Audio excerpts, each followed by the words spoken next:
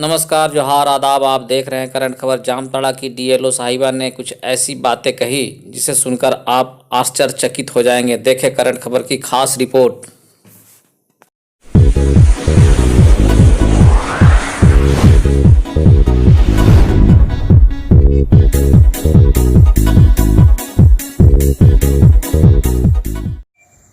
नमस्कार, जोहार। आप देख रहे हैं करंट खबर। मैं हूं आपके साथ निशा रानी। चलिए आगे बढ़ते हैं खबरों की।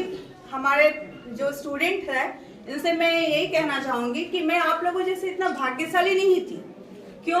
क्योंकि मेरे समय कोई ऐसे विधायक हमारे इतने अच्छे आए नहीं कि उन्होंने किया कि आप यहाँ पर आके बैठ के पढ़िए। तो ये जो भी स्टूडेंट है उनको खुद को भाग्यशाली समझना चाहिए कि मतलब इतने हमारे जनप्रिय विधायक, इतनी अच्छी सोच। देखिए, जो पढ़े लिखे होते हैं उनकी सोच कितनी अच्छी होती है कि वो चूंकि खुद इतने शिक्षित है। मैंने पढ़ा भी था इनका स्टेटमेंट। कोरोना जो इतना हम देख ही रहे हैं, इस काल में इन्होंने कहा था कि अगर मेरी जरूरत, सरकार से इन्होंने अनुरोध किया था, अगर मेरी जरूरत पड़ी तो मैं 24 घंटा अपनी सेवा देने के लिए तैयार हूँ, क्योंकि मैं खुद MBBS हूँ।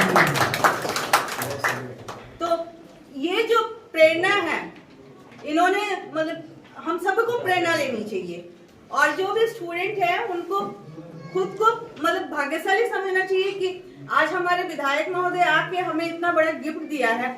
मैं तो याद करती हूँ लाइब्रेरी जाने के लिए हमारे पास पैसे नहीं होते थे, और आज की डेट में देखिए 5 रुपये मेरे पास नहीं होते थे। मैं पैदल पैदल उस पुस्तकालय तक पहुँचती थी, और यहाँ पर पुस्तकालय आपके दरवाजे में इन्होंने उपहार दिया।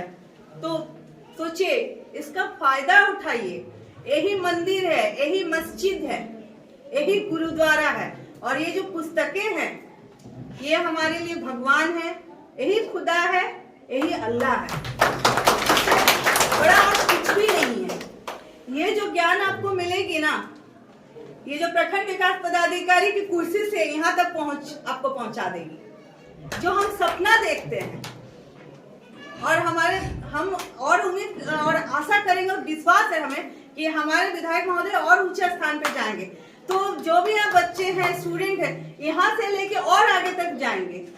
तो ये जो साइबर क्राइम वाला जो जामताड़ा है ना, मैं उम्मीद ही नहीं, मुझे पूर्ण विश्वास है कि हम लोग तो 3 साल के लिए कोई भी जिला में आते हैं, मैं यहाँ से चली जाऊंगी, हमारे विधायक जी यहीं रहेंगे, हमारे मैडम यहीं रहेंगे, हमारे मुखिया मैडम यहीं रहेंगे, आप लोग भी यहीं रहिएगा।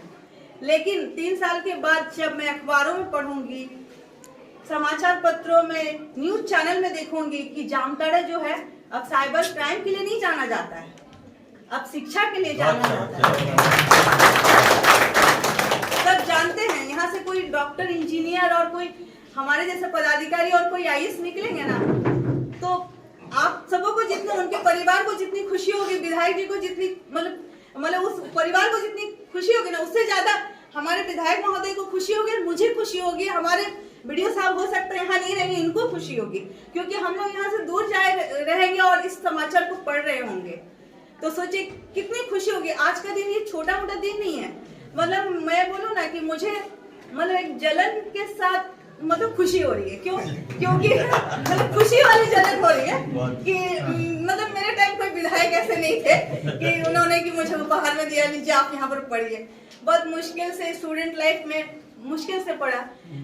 हम 4 भाई बहन, पिता की नौकरी, छोटी नौकरी से भले प्रमोशन से वो ऊपर पद में गए, लेकिन एक लिमिट पैसे मिलते थे। और हम लोग जो स्टूडेंट थे, जो कंप्यूटर की तैयारी करते थे ना, एक किताब लेते थे एक टाइम, जो मैंने लिया वो उसको नहीं लेने बोलते थे, ताकि क्योंकि एक टाइम मैं पढ़ती थी, एक टाइम वो पढ़ते थे, और एक्सचेंज करके एक दूसरे से अदला बदली करके पढ़ते थे। लेकिन यहाँ पर तो किताबों की भंडार है। मुझे लगता है काश मैं फिर से स्टूडेंट हो जाती, तो मुझे फिर पढ़ने की इच्छा हो रही है, फिर से मुझे वो खुशी हो, अगर मैं स्टूडेंट नहीं भी हूँ तब भी मुझे ये सब पुस्तकों को पढ़ने की एक लालसा और एक जो लालच है कि काश मैं भी यहाँ पर इतना समय दे पाती। तो आप लोग इसका उपयोग कीजिए, सदुपयोग कीजिए, और तहे दिल से हमारे विधायक महोदय को धन्यवाद कीजिए। मैं सभी स्टूडेंट और एक बात कहना चाहूंगी, सिर्फ लड़कों को मत पढ़ाइए, बेटियों को जरूर पढ़ाइए।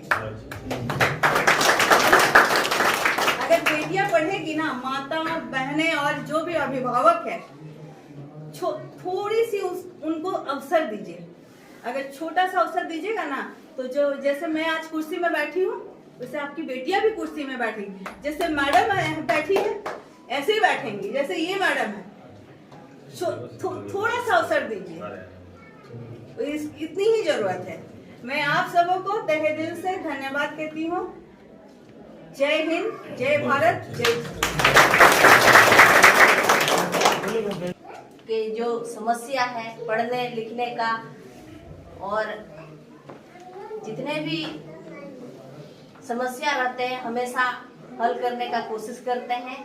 उसकी तरह देखिए आज अपने घर में, अपने गांव में आप लोग के लिए पुस्तकालय बना दिए हैं। इसमें जो विद्यार्थी नहीं पढ़ पाते थे, बहुत ऐसा गरीब परिवार है कि किताब महंगा रहता है तो नहीं ले पाते हैं। उसके चलते आज देखिए जनप्रतिनिधि का सोच और हम सभी का विधायक जी का सोच कि यहाँ तक सोचने का उसको मौका मिला और सोचे कि हम लोग का जामताड़ा विधानसभा के विद्यार्थी किस तरह से आगे बढ़ेंगे और जो विकास का ऋण है जामताड़ा में नाम करेंगे। और जैसे आप लोग जान ही रहे हैं कि जामताड़ा कितना बदनाम हो गया है, इस बदनाम का नाम को हम लोग किस तरह जामताड़ा के विद्यार्थी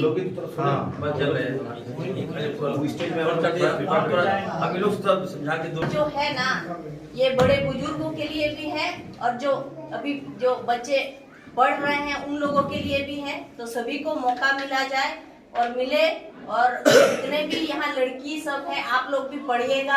इसमें जो ज्ञान है ना, जो ये ज्ञान जो ले पाएंगे ना, वो किसी को कोई हिम्मत नहीं कि आपको छीन पाएगा।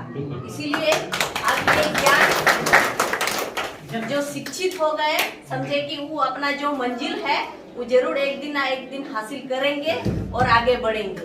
और इन्हीं चंद शब्दों के साथ अपनी बात को विराम देती हूँ। पुस्तकालय ओपनिंग बाहर बोलेंगे हम, जितने भी हमारे मेंबर लोग हैं, आप लोग मेंबर हैं, सेक्रेटरी है, कौन क्या, आप लोगों को मैं कहना चाहता हूँ, पुस्तकालय दिया गया है बढ़िया से चलाने के लिए, है ना। बच्चों को पढ़ाइएगा, रजिस्टर मेंटेन कीजिएगा, ठीक है। पुस्तकालय का मतलब नए नए तरह की जो पुस्तकें हैं, गाँव में जाइएगा, जिनके पास पुरानी किताबें हैं उसको भी यहाँ पे रखिएगा आपको, है ना। और कोई दिक्कत आपको होगा आप मैं डायरेक्ट मुझसे बात कीजिएगा। अभी मैं पुस्तकालय दिया, पुस्तक भी दिया हूँ, पुस्तकालय भी दिया हूँ। और मैं यहाँ, हमको लगेगा नहीं यहाँ बच्चे लोग आके पढ़ रहे हैं और शिक्षा ले रहे हैं, यहाँ से ज्ञान ले रहे हैं, तो हम इसको कंप्यूटर भी देंगे, हम यहाँ कंप्यूटर भी देंगे।